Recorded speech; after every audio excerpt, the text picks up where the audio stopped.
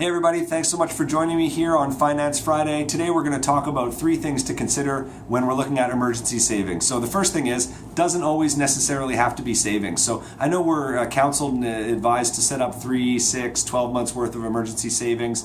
I think that's a great idea, but the problem is that for many of us it takes long time to accumulate that much in savings. And those funds, in many cases, could be more well utilized, deployed towards other objectives. So what I would suggest is where it's going to take a long time to save, or where we're young savers or high income earners, wherever it makes sense, consider using a line of credit as a source of emergency capital in the event that something occurs. So I'm not saying, hey, don't have a plan, but what I'm saying is maybe look at line of credit as opposed to taking all that time to accumulate the actual savings. The second thing I want us to think about is, if we do have those savings accumulated, they're often sitting in a really low returning vehicle, savings account, a cashable guaranteed investment certificate, and we're inclined to feel like they should be doing more, i.e. growing at a greater degree. And I want us to remember that those funds do have a role in our portfolio. They are doing something, and what they're doing is they're providing capital preservation and liquidity. They're going to be there when we need them, and that's very valuable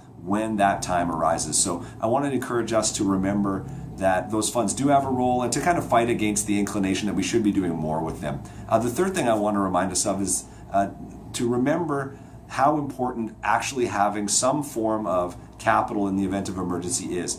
It brings us a great deal of peace of mind and satisfaction. There's a recent Wall Street Journal article that highlights the connection between savings and happiness. As well, it provides a tremendous benefit inside our portfolio. It allows our other assets to perform the jobs that they have to do in the event that we need emergency capital. So I know it's not the most exciting part of our portfolio, but don't underestimate the importance of having some form of emergency savings set aside. So number 1, doesn't always have to be savings. Don't be afraid to use a line of credit where it makes sense. Number 2, it's okay if it's not returning a lot of money, because it does have a very important role.